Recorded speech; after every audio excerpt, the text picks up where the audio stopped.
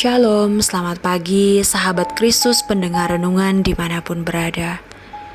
Mengawali pagi hari ini, mari kita bersama-sama kembali mendengarkan renungan firman Tuhan dalam kitab 2 Raja-Raja pasal 9 ayat 30 sampai dengan ayatnya yang ke-37 dengan tema waspada dan menjaga hidup. Saudara, nama Isabel sangat dominan dalam sejarah raja-raja Israel. Ia terkenal bukan karena kebaikannya, tetapi ia dikenal sebagai ratu yang sangat jahat. Dia mempunyai kekuasaan, dan dia juga sangat mendominasi. Tetapi segala sesuatu yang dia lakukan bukan untuk kebaikan, melainkan memiliki maksud jahat tertentu. Isabel adalah istri dari Raja Ahab. Layaknya Isabel, Ahab juga dikenal sebagai raja yang sangat jahat. Bahkan, dia menjadi standar bagi hal-hal jahat yang dibuat oleh raja-raja Israel. Yang berarti bahwa ketika ada raja-raja Israel yang melakukan kejahatan, selalu disamakan dengan kata seperti Raja Ahab.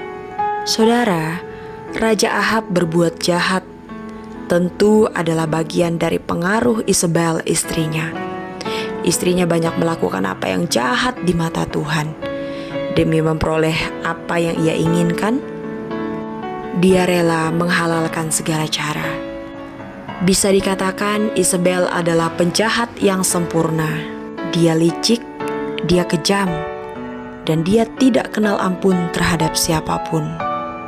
Salah satu kejahatan yang telah ia lakukan adalah dengan membawa bangsa Israel yang semula menyembah Allah menjadi menyembah berhala. Dan tentu itu sangat jahat di mata Tuhan. Dan bagaimanakah akhir dari kehidupan Isabel yang jahat ini? Nabi Elia pernah menubuatkan bagaimana Isabel akan mati dengan cara yang mengenaskan dan mengerikan.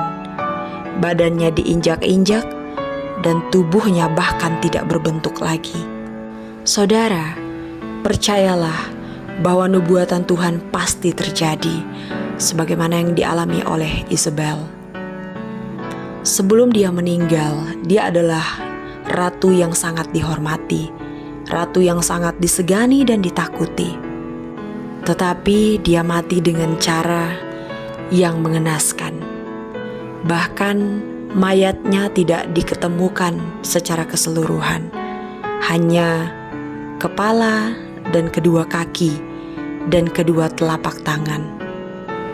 Dan tentunya tidak bisa dimakamkan secara utuh, layaknya orang-orang penting dalam kerajaan pada zaman itu. Saudara, perbuatan jahat akan menuntut pembayaran yang ditanggung. Sebelum berkaca kepada kematian Isabel ini, banyak orang akan berpikir bahwa orang-orang yang melakukan kejahatan bisa tetap hidup dan terlihat sangat bahagia. Tetapi firman Tuhan ini memberitahukan kepada kita bahwa tidak ada orang jahat yang berakhir dengan kebahagiaan. Percayalah akan hukum tabur tuai. Apa yang ditabur, itu juga yang akan dituai. Siapa yang menaburkan kejahatan, maka dia pun akan menuai kejahatan. Tentu bagi sekalian kita pada hari ini menjadi peringatan bagi kita, supaya kita tidak berpikir bahwa jika kita melakukan yang jahat, maka tidak akan ada dampak atau konsekuensi yang kita terima. Atau dengan kata lain, tidak mempengaruhi hari depan. Kisah ini membuat kita berhati-hati supaya apa yang didapatkan oleh Isabel dijauhkan dari sekalian kita. Dan kisah Isabel ini menjadi pengingat bagi kita supaya kita menjaga hidup kudus dan benar di hadapan Tuhan. Amin. Mari kita berdoa. Tuhan Yesus yang baik, kami bersyukur kepadamu karena pada pagi hari ini untuk keberkian kalinya kami terus diingatkan untuk menjaga hidup kami. agar benar di hadapan Tuhan. Tuhan Yesus, bantulah kami untuk melakukan apa yang baik dan benar di hadapan Engkau. Tolonglah kami di setiap harinya kami menjalani aktivitas, kami boleh menjalaninya dengan pertolongan Engkau, dan apa yang kami lakukan boleh berkenan di hadapan Engkau di setiap harinya. Terima kasih Tuhan Yesus, sepanjang hari ini kami serahkan kepadamu, dari pagi, siang, sore hingga malam. Hanya Tuhan yang boleh memelihara dan juga memberkati. Terima kasih banyak Tuhan Yesus yang baik. Di dalam nama Tuhan Yesus Kristus kami berdoa dan bersyukur. Amin.